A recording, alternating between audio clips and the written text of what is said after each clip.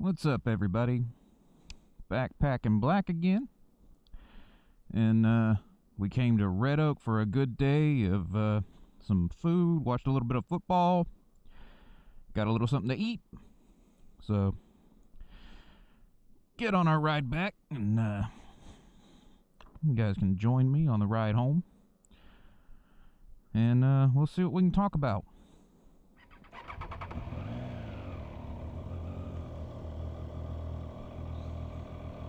Oh man, oh man, oh man. I gotta figure out a good angle for this camera, you know?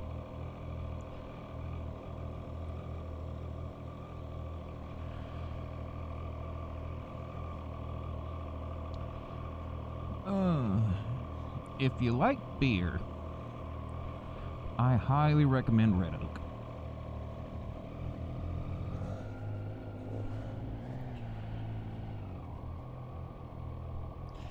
It's a super nice place. I need to take some pictures of the inside.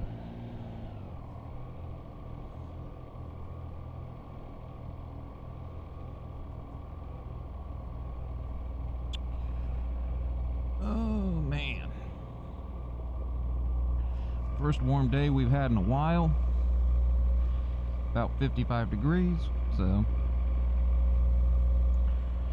it's been it was a nice ride over here.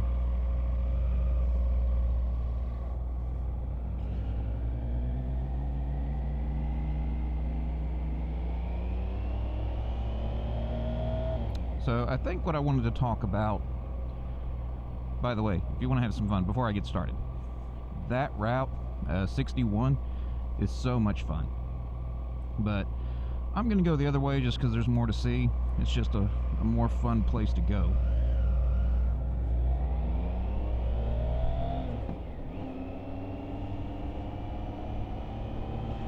So anyways, one of the things I wanted to talk about was how I got started.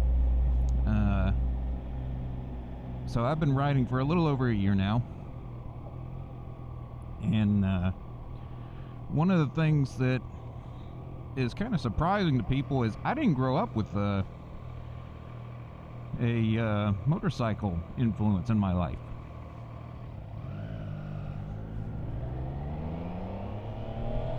And so a lot of people go, well, you know, why'd you want to do this, or what got you into it? And it was just kind of curiosity.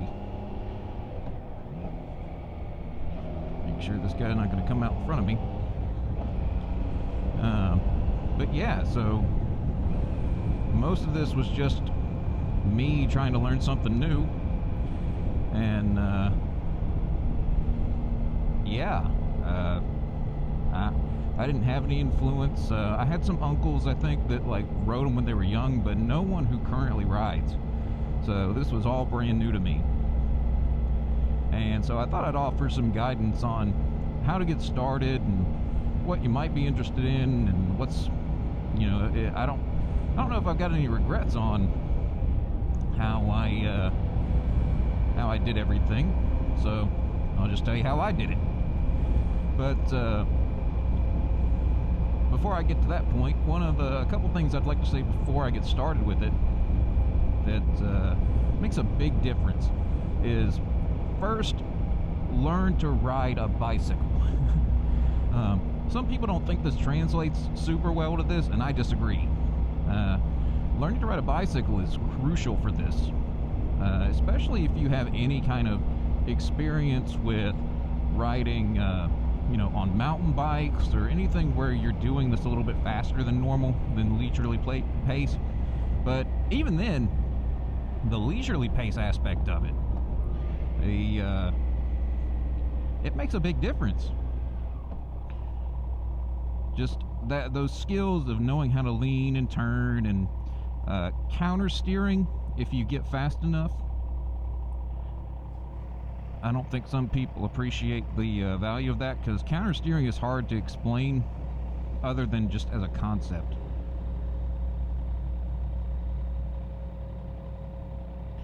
And again, so that is the first thing that I would recommend. Get you a bicycle. If you didn't learn as a kid, learn to ride as an adult. It's crucial. Next thing I'll say is if you can find one, try to learn to drive a manual transmission car. That manual transmission makes a load of difference because most of your motorcycles are manual transmission. And if you don't understand the concept of how to change gears and stuff, it's a little weird getting started on a bike, on a motorcycle rather. And so that's something I would highly recommend to people is if you can learn it or find one, get a manual transmission car, learn to drive it, and that's easier said than done anymore because most of your manual transmissions are going the way of the dinosaur now. People just don't have them anymore. You might can find, I think Jeep still offers them. You've got most of your big name sports cars have some tier somewhere in there. Usually you have to pay more now to get the manual. So that's another feature you'll appreciate with a bike if you learn to drive a manual transmission car, is this is not usually about leisure. Bikes are actually kind of inconvenient when you come to the process of getting somewhere, and it's about enjoying the ride to get wherever you're going.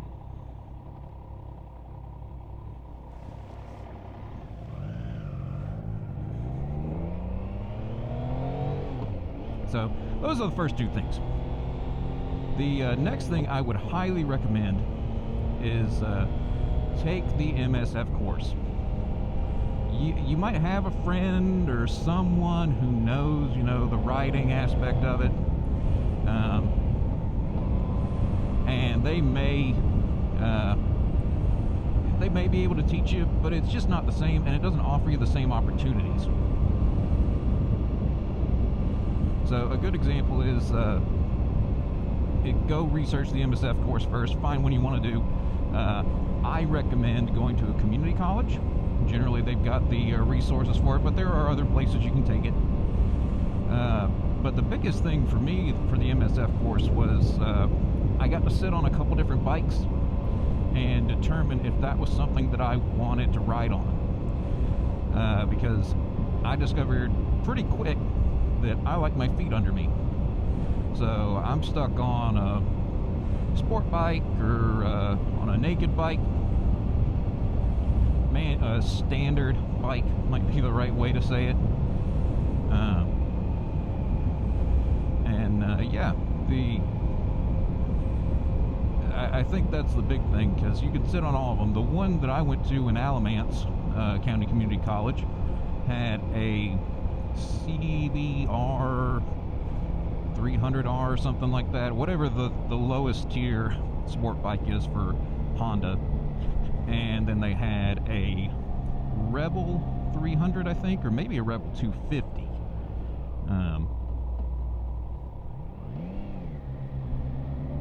And then they had what I learned on was the Suzuki 250 TX or X, something like that.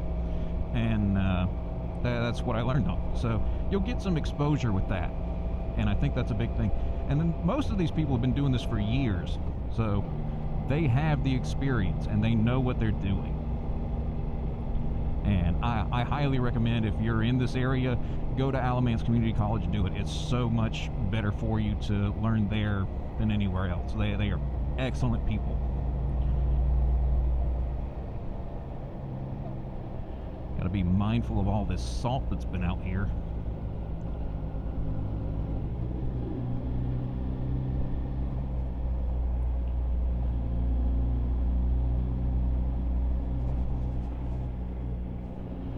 So, but another thing, by the way, I love Gibsonville. Cute little place, and everything here is just kind of small town, enjoyable. I haven't been to a lot of places here, but it's just very quaint. It's the definition of quaint in some ways.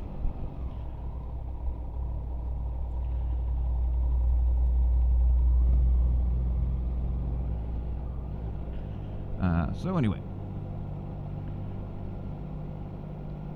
such a nice little town. Anyway, what was I saying? Oh yeah, as far as, let's some people flying around these corners. As far as the MSF course, what to expect, it's usually like 2.5 days. The first day is usually a Thursday or a Friday, and they have like a classroom portion before you get started. You'll do a little test, you'll go through some scenarios and the basic understanding of how a bike works. And some of it might even be a little outdated, but some bikes, you never know, they do have clutches, or not a clutch, a choke.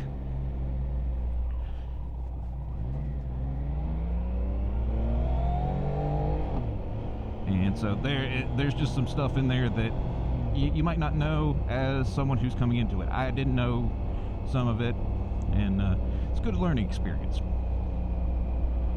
In terms of the rest of that, they have you for that first day. Again, it's like a half day, and you'll take a test at the end of it just to show that your mind's set and everything. And again, that day will actually go by pretty quick. People were enjoyable in there. I enjoyed the people that I spoke with. And then after that day, you go to day 2 and 3, which are both 8 hours. They're both outside, so make sure you dress appropriately. If it's cold, bundle up. If it's hot, I'm sorry, you gotta wear a long sleeve shirt and long pants and boots. So, you know, make sure that you got everything that you need. And they'll list that on the website wherever you take it.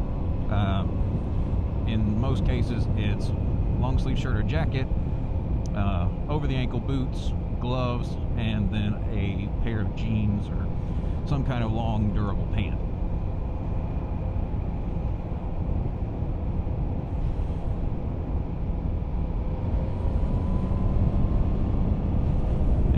So again, that's what you'll need for the days that you're actually riding. And it makes sense. Again, you want some basic gear. Don't do anything crazy.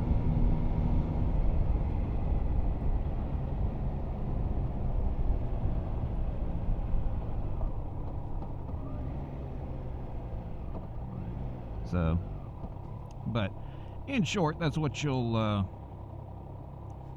want to do, is go to that, and they'll run you through some courses the first day, different exercises. Throttle and clutch control are a huge thing that they will preach on.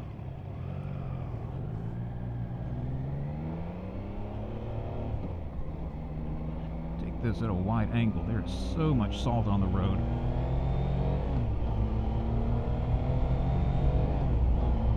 But they'll teach you a lot of different things.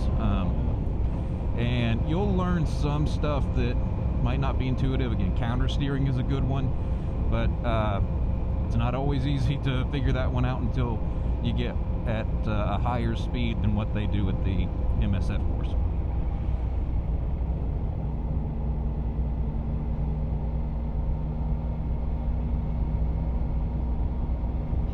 And let's see, what else do we do? Then after you get through all of those on the second day, you actually do the same exam that they do at the DMV, and they will have you run through some of the drills to make sure that you know what you're doing, that you're safe, and I'm going to say safe, because the European way of doing things might disagree with how America does things. They have a graduated license system. Here it's, you know, you got your license or you don't.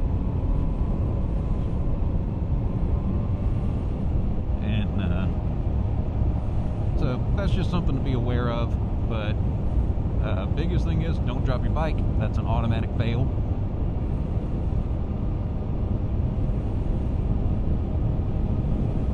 And you know, you'll go through things. The hardest thing is the tight U-turn radius.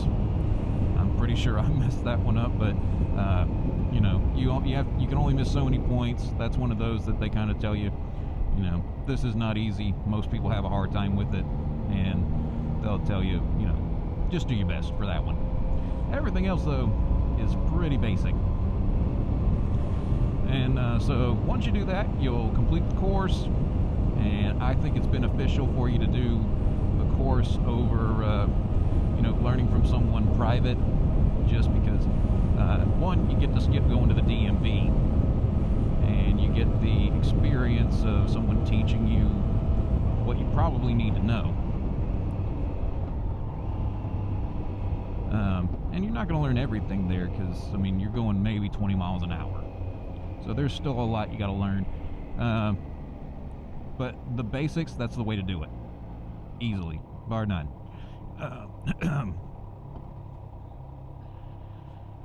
So, do the MSF course.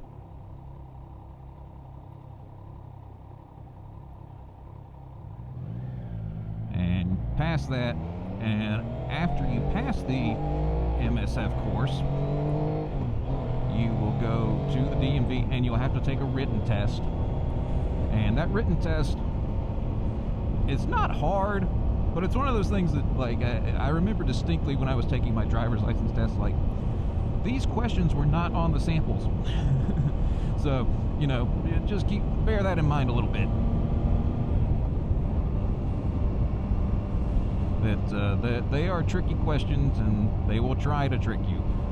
One useful tip that I learned is you can skip the questions and go back to them. So just make sure you do your due diligence with thinking those over. And once you get enough points and you pass, like it automatically tells you pass, at least in North Carolina. And then from there, you're fully licensed and ready to go.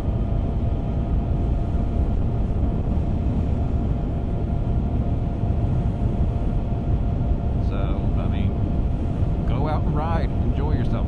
And I say that as kind of like a half truth. Like, you definitely want to take it slow. So, in my idea, the progression you should make is first you go down your back side streets that are your typical speeds. Usually it's like 35 miles an hour. And you'll get adjusted to making your turns and learning that kind of stuff. And then from there you can bump it up, get on a little busier road, maybe go 45 or 55 miles an hour. And be aware that traffic is not going to like that you're going the speed limit. It's kind of rough. I hate that they do it that way, but that's the way they do it.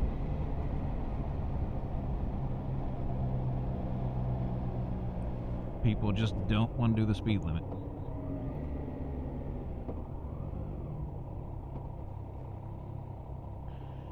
And I will stop here because, again, I don't know if you guys can see all the salt on the road, but good Lord. That is the last thing I want to deal with, is dumping my bike because of some salt.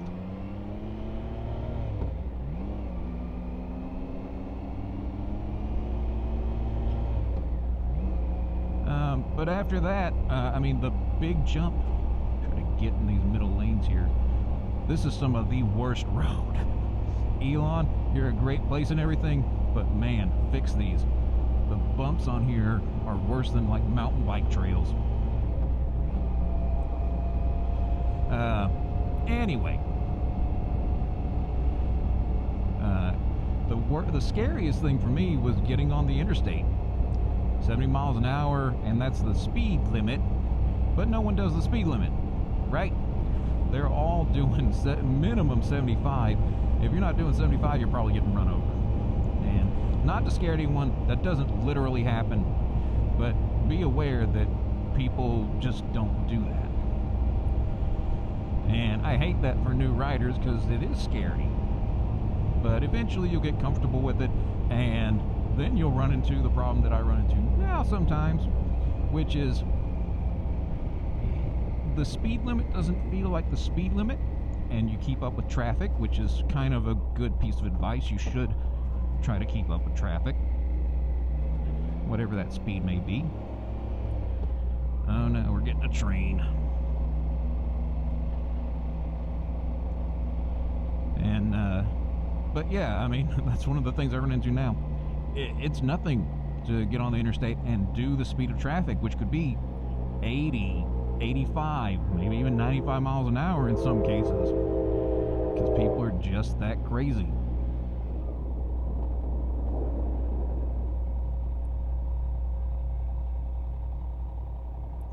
So again, that's all that to say, just be aware of that. But you know, the whole point of this video was to enlighten those that may not have the same influence. Again, I didn't have anyone here to direct me or guide me. I just kind of figured it out on my own. And for some stuff like that, that's just part of what you got to do. I learned, I took a test flight one time in an airplane. No idea what I was doing there. It was one of the most fun things I've ever done. And now that I've got this is probably the closest you get to flying a plane. But I still want to fly a plane. So I think that was kind of my thing for this second video to put out there.